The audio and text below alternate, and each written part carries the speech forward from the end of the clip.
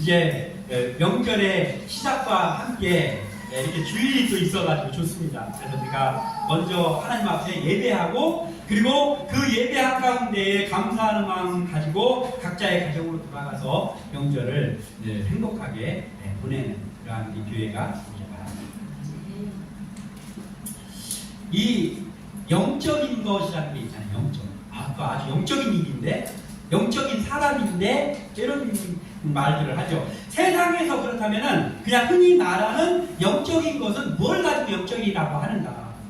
보통은 이런 거예요. 어떤 신령한 현상이나 신령한 일들, 그리고 초자연적인 거. 그래서 야, 이런 일이 있을 수 있어? 이런 것들을 가지고 일컬어서 영적이다라고 표현합니다. 그래서 이런 것, 영적인 것들을 말할 때 우리가 보통 쓰는 말 중에 예지력, 이 사람은 예지력입니다. 그 다음에 예지 눈물을 푼다, 막 꿈에 그런 것들을 하는 사람도 있죠. 그리고 예언을 한다거나, 또 뭐 사람의 마음을 꿰뚫어보는 투시를 한다거나 이런 것들이 있습니다. 그래서 이러한 것들을 하는 걸 가지고 영적인 능력이라고 하고, 영적인 사람이라고 하고, 이런 것들을 영적이다라고 표현합니다. 심지어는 하나님을 믿는 그리스도인 중에도 이러한 것들을 지나치게 관심을 가지고 지나치게 이러한 것들을 찾아다니는 사람들이 있고, 이것을 행하려고 하는 사람들도 있습니다. 영적인. 그래서 꿈을 꾸고 막 그것을 사람들한테 막 알리면서 그걸 가지고 설득을 하고, 이런 것들, 예언을 한다더라, 투시를 한다더라, 뭐 이런 것들을 지나치게 관심을 기울이는 사람들이 있는 사람들 중에도 너무나 많다. 하나님은 필요에 따라서, 하나님의 일을 나타내기 위해서 필요에 따라서 하나님이 어떤 사람에게 능력을 주십니다.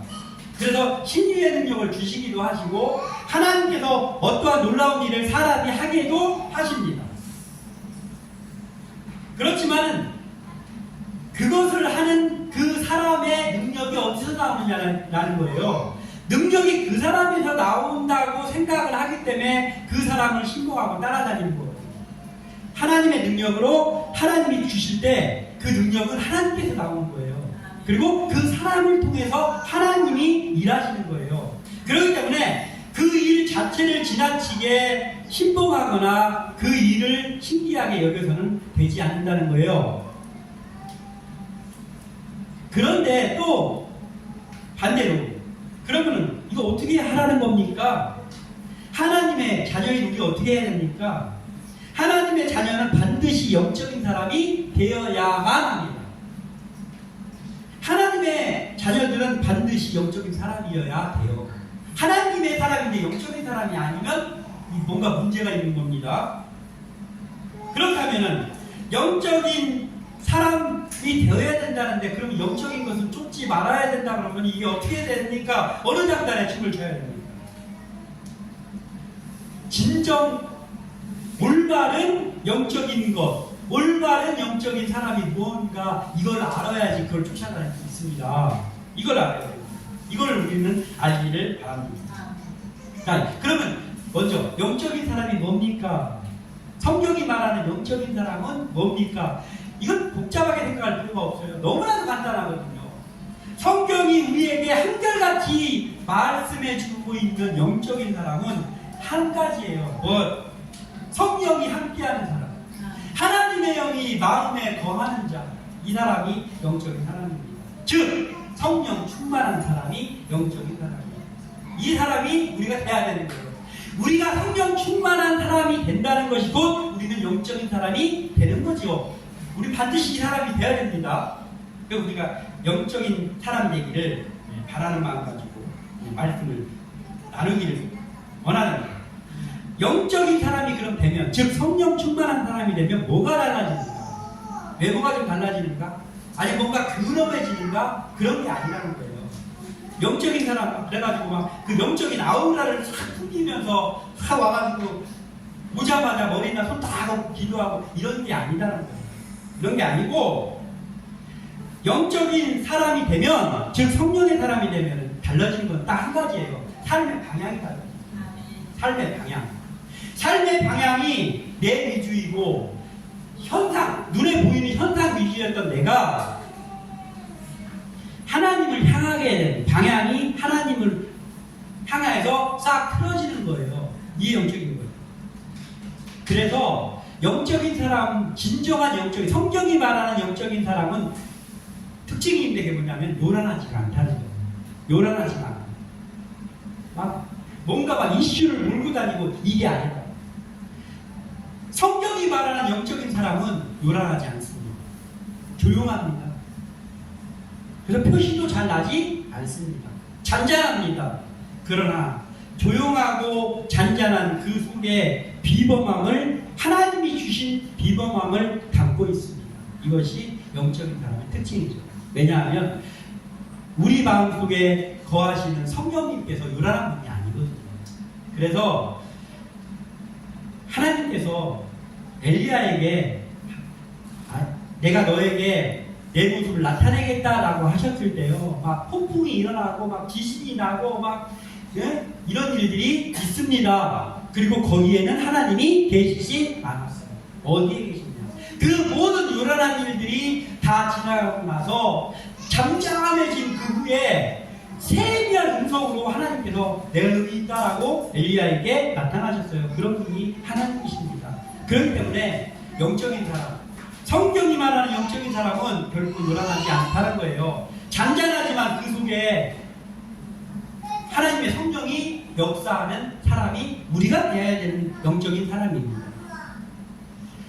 큰 배를 운항하는 대양을 횡단하는 그 배를 운항하는 선장이 있죠. 근데 그 선장은 키가 1m 90 이상이어야 됩니다. 몸무게가 100kg 이상 나가야 되고 쌀 한 가마니는 들어서 집어 던질 정도가 돼야 된다. 이런 기준이 있는가? 그게 아니에요. 그 큰 배를 운행하는 사람, 그 선장에게 있어야 될 능력은 뭐냐? 몸이 가늘어도 상관없습니다. 힘이 좀 없어도 상관없습니다. 그러나 그 큰 배를 운항할 수 있는 작은 키를 정확한 방향으로 운행할 수 있는 그 능력이 있는 것이 선장입니다. 우리의 삶에도 삶의 방향에 키가 중요하죠. 우리의 삶이 어디로 어떤 방향으로 나가야 될 것인가의 그 방향키는 뭐예요? 하나님이 원하시는 방향을 향하고 있어야 된다는 거예요. 그래서 우리는 요란하지 않지만, 잔잔하지만, 조용하지만 하나님이 원하시는 방향으로 내 인생이 향하여 갈 수 있는 그러한 영적인 힘을 손에 잡은 사람이 이게 영적인 사람입니다. 그래서 단순하지만 정확한 영적인 사람의 방향 키가 될 수 있는 문구 같은 게 필요하죠. 수험생들이 뭐 이런 거 있잖아요. 개미처럼 일하라, 여러분 길지 않다, 막 이런 것들 하면서 막 하잖아요. 많이 하잖아요. 그런데 우리에게도 이러한 문구가 있으면 좋잖아요. 오늘 이 문구를 분분해서 우리에게 알려줍니다. 그건 이 문구입니다. 오직 나와 내 집은 여호와를 섬기겠습니다. 아멘.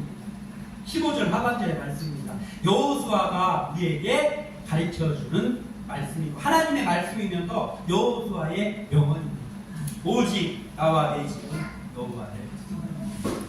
세상에 요란한 일들이 하고 누가 뭐 큰 일을 행하였다더라, 뭐 어디에 무슨 일이 발생했다더라, 저 너무 동네에 어떤 사람이 복권이 1등이 당첨돼가지고 80억을 탔다더라, 이런 것, 요란한 일들, 이런 것들이 있다고 해도 그 어떠한 일이, 난리 브루스 같은 일이 벌어질지라도 오직 나와 내 집 여호와를 섬기겠습니다. 이거 하나면 된다는 거예요. 이거 하나 붙잡고 가는 사람이 바로 영적인 사람입니다. 그래서 우리는 영적인 사람은 영적인 결단력이 있어야 되는데 오늘 말씀에 대부분 영적인 결단력입니다.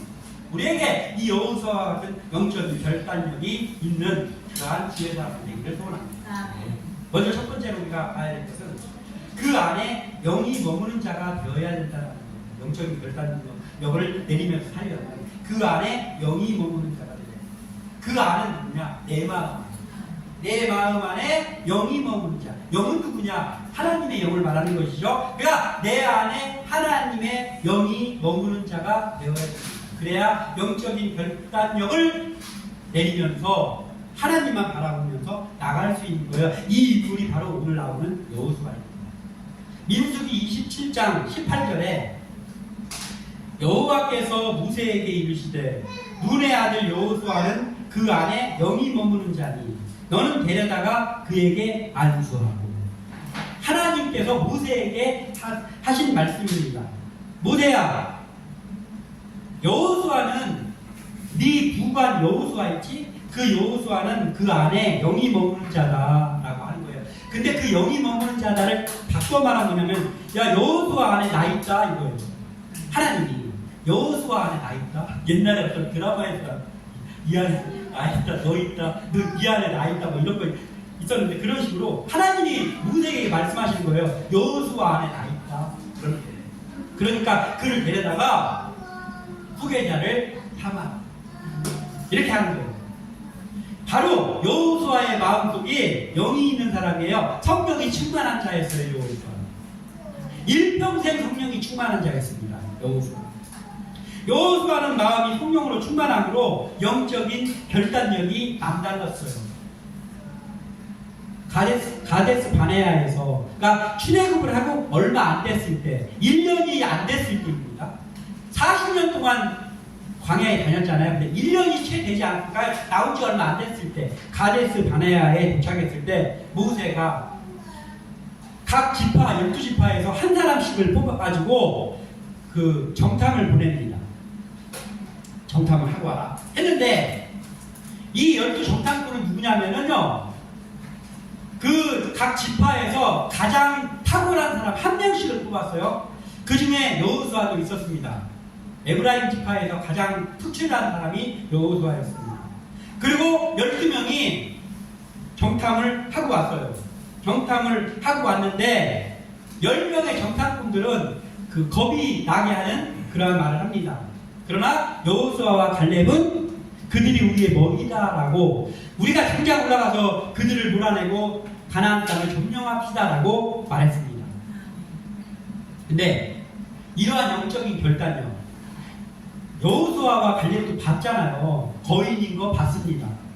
그리고 이거 우리는 여기다 대면은 우리는 완전히 반토막밖에 안 된다는 걸 여호수아도 봤단 말이에요. 그러나 그 현실적인 걸 바라보지 않고 여호수아는 뭘 바라보는 거예요? 그 안에 영이 머무는 자예요. 그래서 하나님께서 우리를 가나안을 이미 약속을 하셨잖아. 말씀에 입각한 거예요. 하나님은 이미 하나님의 말씀은 우리를 가나안 땅을 주시겠다고 이미 우리 조상 아브라함 때부터 약속을 하셨잖아. 그리고 지금 우리가 글로 가고 있는 거잖아. 하나님이 주시지 않겠나? 그 당장 가서 점령합시다, 이런 거예요. 영적인 결단인 거. 영이 머무는 자의 결단력은 남다릅니다. 그랬더니 헛소리 한다고 여호수아와 갈렙을 그 백성들이 돌로 죽이려고 합니다. 이러한 일이 있었어요. 그만큼 여호수아는 그 마음에 성령이 역사하는 사람이었습니다. 그리고 그 영이 머무는 그 사람들의 말대로 후에 가나안을 점령했습니다. 만약에 그때 여호수아와 갈렙의 말을 들었더라면 성경이 바뀌었겠죠. 40년 동안 광야를 헤매더라가 아니고 1년 6개월 만에 드디어 가나안 땅을 점령하더라가 됐겠죠. 그런데 다른 사람은 영적인 결단력을 내리지 못했어요. 영이 머무는 사람들이 아니었거든요. 우리가 여호수아와 갈렙과 같이 우리의 마음속에 영이 머무는 자가 되기를 소망합니다. 출애굽기 33장 11절에 사람이 자기의 친구와 이야기함 같이 여호와께서 모세와 대면하여 말씀하시며 모세는 진으로 돌아오나 눈의 아들 젊은 수종자 여호수아는 회막을 떠나지 아니하니라. 아멘. 모세는 대단한 사람이었는데요. 하나님이 모세를 만나주실 때는 그냥 친구 만나듯이 만나주셨어요. 친구 만나듯이. 그럴 때 그 모세가 하나님 만나고 막 하나님이 친구처럼 모세하고 막 말씀하시고 이렇게 할 때 여호수아는 그 자리에 못 끼었어요. 저 뒤에 안 보이는 곳에 가가지고 부관으로 이렇게 있었단 말이에요. 모세 그 지도자 그 일 끝나고 나면 모시고 가려고. 그런데 그 일을 하고 모세가 와서 오늘 하나님 만나고 여러 가지 일을 했더니 피곤하구나, 몸이 피곤하구나, 나 들어가서 쉬겠다 하고 자기 집으로 모세가 갔습니다. 그러나 눈의 아들 젊은 수종자 여호수아는 회막을 떠나지 아니하더라. 회막은 뭐 지금 뭐라고 하는 거예요? 하나님의 저 교회를 떠나지 아니하더라 이거예요. 그렇다고 해서 이제부터 내가 교회에 날마다 나가고 교회에서 살아야 되겠구나 그 말이 아니에요. 내가 어디에서 뭘 하든지 하나님 앞에 선 사람이 되어야 된다는 거예요. 그 사람이 여호수아였습니다. 그러니 어떻게 됐습니까? 여호수아가 하나님 앞을 떠나지 않고 하나님 앞만 계속 있으니까 하나님은 어떻게 했어요? 여호수아 안에만 계속 있었어요. 사고적으로. 여호수아는 하나님 앞에만 항상 있었고 그렇게 하는 여호수아의 마음속에 하나님 항상 계셨다니까. 일평생. 이게 그 안에 영이 머무는 자입니다. 그래서 영적 결단력이 남달랐던 거예요. 여호수아가 남보다 목이 하나 더 있더라 키가. 그가 대단한 뭘 배웠더라가 아니라 여호수아는 이것 때문에 그 안에 영이 머무는 자였기 때문에 그런 사람이 있습니다. 그래서 성령이 충만하면 어떤 것을 어려운 걸 결정해야 될 순간이 됐을 때 그 안에 성령이 있기 때문에요. 영적인 결단력을 그때 발휘하는 거예요. 평소 때는 다른 사람하고 똑같아. 오히려 다른 사람보다 약해 보일 수도 있습니다. 그러나 결단을 내려야 될 순간에 그 안에 영이 머무는 자는 저 사람이 어떻게 저 힘이 저 사람에게 나오지? 저 사람에게 어떻게 저런 결단력이 나올까? 라고 하는 결단을 내리게 되는 거예요. 왜냐하면 그 안에 머무는 그 성령에 인해서 그렇습니다. 자, 그러면 그 영적인 결단력을 내릴 때 기준이라는 게 있어야 되죠. 기준. 하나님의 사람이 영적인 결단력을 어떻게 내리지라고 할 때 기준이 다 하나란 말이에요. 뭐냐? 이것이 하나님의 말씀에 올바른 일인가? 이거예요. 이것이 하나님의 말씀에 올바른 일인가? 그래서 올바른 일이다라고 하면 영적인 결단력을 내리는 사람은 올바른 일이다라고는 그것이 판단이 왔을 때 그때 흔들리지 않고 사람이 뭐를 하든 거기에 상관없이 그 결단을 하게 됩니다. 그런데 그 안에 영이 머물지 못하는 사람은 자꾸 다른 걸 보겠죠. 아유, 그 사람들 키가 2m 50 정도 되는데 그 사람 그게 평균 키더라고. 우리 되겠어? 우리 그 사람들한테 메뚜기야 이 말을 한단 말이에요. 그 사람들도 각 지파에 저는 내누라는 사람 한 명 뽑았는데 대단한 사람인데 대단한 사람이 겨우 그런 소리 한다고요. 영이 머물지 않아요. 그러나 여호수아와 갈렙은 다르죠.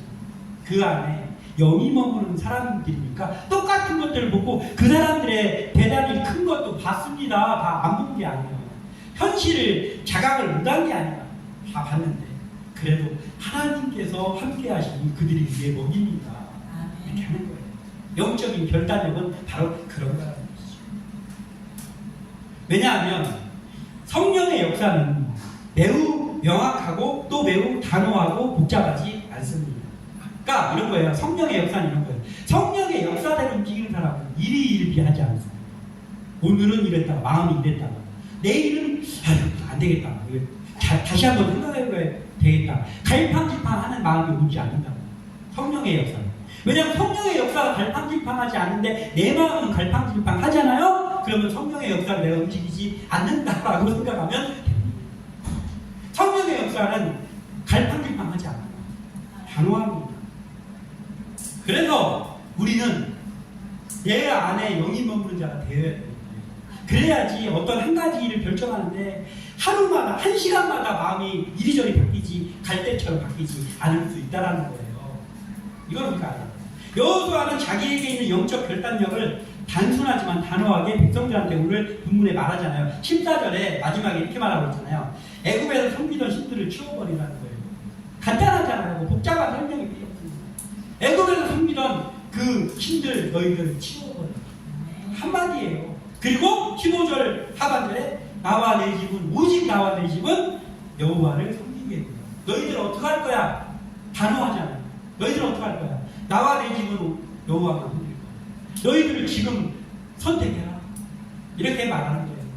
그러니까 영이 머무는 성령의 사람은요 단순하고 복잡하지도 않고 흔들리지도 않습니다. 뭐 믿는 구성이 있어서 그런 게 아니에요. 영적인 결단.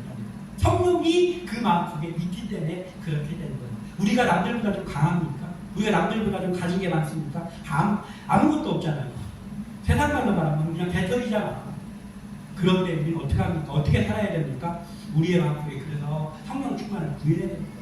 나는 아무것도 아니지만 성령 충만이 내 속에 항상 거하는, 하나님이 내 안에 거하는 이상 내가 흔들리지 않을 수 있다라는 거예요. 나는 아무것도 아니지. 이것이 우리 속에 있기를 소원합니다. 그리고 오직 하나님만, 이것이 영적인 결단력의 지침이라는 거예요. 지침이라는 거, 지침서라는 건 뭐냐면 해답지 뭐 이런 거예요. 해답지. 그러니까 내가 삶을 향해 가야 되는 그 해답, 내가 따라가야 될 그 지침이 뭐냐? 그거는 바로 간단해요. 오직 하나님만. 여호수아가 했던 오직 하나님. 오직 나와 내 집은 여호와만 섬기겠다. 이것이 영적 결단력의 유일한 지침이다. 이것만 따라가면 된다는 거예요. 하나님을 예배하는 일에는 언제나 우리가 좀 고시시켰으면 좋겠어요. 요즘은요, 하나님을 예배하는 일조차도 너무 복잡해요. 열린 예배가 좋다더라고. 다 열린 예배, 그걸 쫓아가. 뭐가 좋다더라 하니까 다 그걸 쫓아가. 찬양 예배가 좋다더라 하니까 거기만 다 쫓아가. 그게 아니고, 예배하는 일에만큼은 좀 고지시켰으면 싶습니다. 왜냐하면, 다른 건 다 바뀌고, 세련되게 바뀌고, 다 세상 트렌드 따라가도 됩니다. 그러나, 우리가 하나님을 섬기는 일, 하나님과 예배하는 일만큼은 좀 고지식하기를 소원합니다. 아멘. 말씀에 따라서 올바른 일이면 빨리 결단하고 순종하는 게 영적인 사람이에요. 여기에 있는 우리 모두는 그리스도인들이고 그리스도인의 가정이잖아요. 자, 우리는 누군가를 가르치는 입장에 있는, 교회 정도는 누군가를 이끌어가는 입장에 있는 거죠. 그리고 그리스도인 부모는 자기 자녀들을 주 안에서 이끌어가야 되는 사람들이죠. 그 일을 맡은 사람들입니다. 그렇다면 내가 맡은 어떤 사람들이나 또는 내 자녀를 가장 존중하는 일은 뭘까요? 가장 존중하는 일. 내 자녀를 가장 존중하는 일. 내 자녀에게 예절을 가르치기 위해서 내 자녀에게 존댓말을 이렇게 하는 것도 있죠. 좋은 방법 중에 하나입니다. 여러 가지 방법이 있습니다. 그런데 내 자녀를 가장 존중하는 일, 내가 맡은 사람들을 가장 존중하는 주의종이라고 한다면, 그러면 뭐가 제일 중요하단 말이에요? 신앙의 본을 보여주는 게 제일 중요해요. 말로 하는 신앙 교육보다 훨씬 더 효과적인 신앙의 교육은 보여주는 교육입니다. 우리가 맡은 사람들에게, 그리고 내 자녀에게 예배에 대해서 말로 예배는 이렇게 드려야 되고 이렇게 드려야 되고 가르치는 것도 중요합니다. 그런데 그것보다 더 중요한 게 있어요. 그건 뭐냐면 내가 예배할 때 영과 진리로 예배하는 모습을 보여주는 게 제일 중요해요. 애들이 아무것도 모르는 것 같아도 우리 부모님이 다른 때는 막 우리한테 막 농담도 하고 막 잘 하는데 우리 엄마 아빠가 예배할 때 모습을 바꾸고 예배할 때 이렇게 예배하는 거구나. 이걸 보여줘야 된다. 그걸 보여줘야 돼. 그래서 예배 때는 특별한 어떤 일이 아니라고 하면 있어야 되는 거예요. 예배해야 되는 거예요. 돌아다니는 말고도 여기 네? 그렇습니다. 이걸 우리가 보여줘야 그래야 아이들이 진짜로 예배하는. 그래서 막 돌아다니다가 우리 엄마 아빠가 예배하는 거 보니까 내가 예배 시간만큼만 앉아 있어야 되겠구나가 말로 교육되는 것이 아니고 행동으로 교육된다는. 우리 이걸 해야 되는 것이죠. 오직 나와 내 집은 여호와만 섬기겠노라를 삶으로 보여주는 우리가 되기를 주님의 이름으로 부탁드립니다. 여호수아는 일평생 오직 하나님 이라는 마음으로 영적 결단을 실천하며 살았기에 이 백성들이 여호수아가 이렇게 말했더니 우리도 여호와만 섬기겠노라라고 16절에 순종합니다. 왜냐하면 여호수아를 보니까 여호수아가 삶으로 그걸 보여줬었거든요. 우리 지도자가. 그러니까 우리도 당신처럼 하겠습니다. 우리 여호와만 섬기겠습니다를 16절에 이들이 했단 말이에요. 순종했단 말이에요. 우리의 모습이 말보다 삶으로 오직 하나님만, 그리고 오직 나와 내 집은 여호와를 섬기겠노라를 실천하는 영적 결단력의 사람들 되기를 소망합니다. 그리고 한 가지만 더 살펴보자면 조건이 붙은 결단은 무너지기 쉽다라는 거예요. 조건이 붙은 결단은 무너지기 쉽습니다. 16절에는 여호수아의 말에 순종하면서 우리도 여호와만을 섬기겠습니다 라고 백성들이 대답을 했습니다. 그런데 문제는 뭐냐면 백성들의 그 말 속에 조건이 붙었다니까. 조건. 순종에 대답을 했는데 그 순종의 이유가 조건이 붙었어요. 17절과 18절을 한번 읽어보겠습니다. 17절 시작. 이는 우리 하나님 여호와께서 친히 우리와 우리 조상들을 인도하여 애굽 땅 종되었던 집에서 올라오게 하시고 우리 목전에서 그 큰 이적들을 행하시고 우리가 행한 모든 길과 우리가 지나온 모든 백성들 중에서 우리를 보호하여 주셨으며 여호와께서 또 모든 백성들과 이 땅에 거주하는 아무리 족속을 우리 앞에서 쫓아내셨습니다. 그러므로 우리도 여호와를 섬기리니 그는 우리 하나님이시니이다 하니라. 아멘. 이렇게 말했습니다. 하나님이 이렇게 해주셨고 하나님이 이렇게 해주셨고 하나님이 이렇게 인도해 주셨고 이렇게 했습니다. 그러므로 우리도 여호와를 섬기리니 그는 우리 하나님이시니이다 하니라. 그러므로라는 말은 뭐예요? 그 앞에 뭐가 있는 거잖아요. 하나님께서 우리의 기도도 소원도 들어주시고 우리에게 물질도 허락해 주셨고 우리의 어려운 문제도 해결해 주셨고 너무나 감사해요. 그러므로 하나님만 섬기겠습니다. 그러므로 이제부터는 예배 생활을 철저히 하겠습니다. 그러므로 이제부터는 제가 성단에도 쓰겠습니다. 우리 어디서 많이 보던 거 아니에요? 그러니까 여호수아가 14절 15절에 여호수아는 너희들을 여호와만 섬기라라는 말을 할 때 잘 읽어보면요 조건이 없어요. 여호수아의 말은 그냥 하나님이니까 우리 하나님이니까 너희들은 하나님만 섬겨라 이거예요. 여호수아는. 근데 백성들은 우리 하나님만 섬기겠습니다. 애굽에서 이렇게 인도하고 쭉 얘기한 다음에 그럼 여호와를 섬기겠는가. 나중에 다 배신되었어요. 성경에 수많은 기적이 나오고 수많은 이적이 나오고 수많은 기록문답이 나오잖아요. 그런데 하나님께 순종한 사람들은 그 이적을 봤던 사람들, 그 기록문답을 봤던 사람들은 순종을 했고 그 이적을 못 받은 사람들, 그 기적과 응답을 못 받은 사람들은 불순종하고 그겁니까? 아니에요. 그 이적과 기적을 감사하고 그 기도응답을 받았던 사람 중에 배신자들이 거기 있었단 말이에요. 그 사람들이 나중에 불순종했다. 못 봐서가 아니에요. 그럼 뭐예요? 뭘 좀 그런 거 보는 거, 그런 거 놀라운 거 체험하고 막 그런 거 따라다니는 게 중요하지 않다라는 거예요. 왜냐하면 그렇게 하고도 나중에 시간 좀 지나면은 그 사람들이 역부가 있는 거예요. 예수를 십자가에 못 박아라 외쳤던 사람들이 중에 상당수는 어디에 있었던 사람들인지 알아요? 예루살렘에 예수님이 입성할 때 호산나 다윗의 자손이요 하면서 종려나고 흔들던 사람들 중에 많은 사람들이 예수를 십자가에 못 박아라를 며칠 후에 했다고. 못 봐서가 아니에요. 기적을 체험을 못해서가 아니란 말이에요. 그런 게 중요한 게 아니라 오직 하나님만 이게 안 돼서 그래요. 그러니까 여호수아는 하나님께서 무언가를 보여주셨으니까 우리도 섬겨라가 아니고 조건 없이 우리는 오직 하나님만 섬기자는데 이 백성들의 대답 속에는 조건이 붙었어요. 이렇게 하나님께서 해주셨으니까 그러므로 우리도 여호와만 섬기겠노라. 그래서 조건이 붙는 결단이나 조건이 붙는 어떠한 것들은요 변하기가 쉽습니다.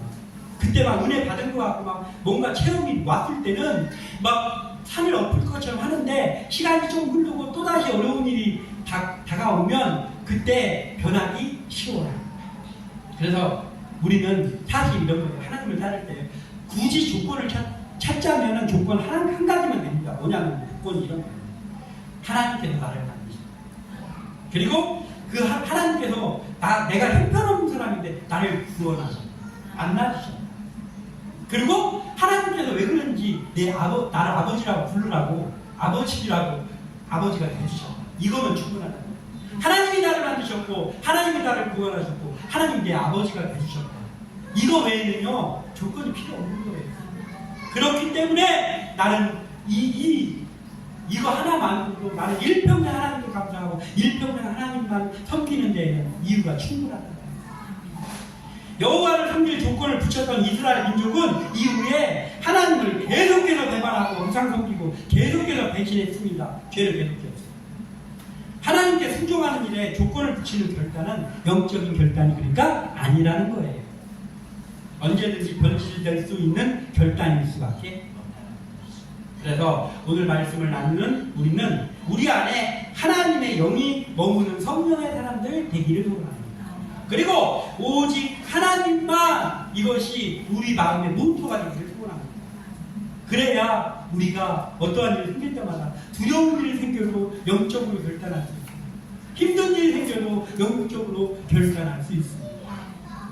오늘은 좀 힘든 일이 있으니까 예배 좀 안 나가야 되겠다가 아니고 오늘은 힘든 일이 있으니까 예배 자리에 나가서 더 간절하게 예배해야 되겠다가 영적인 결단입니다. 이런 것들이 우리에게 있다면 지금 당장 우리가 좀 힘든 일이 있습니다.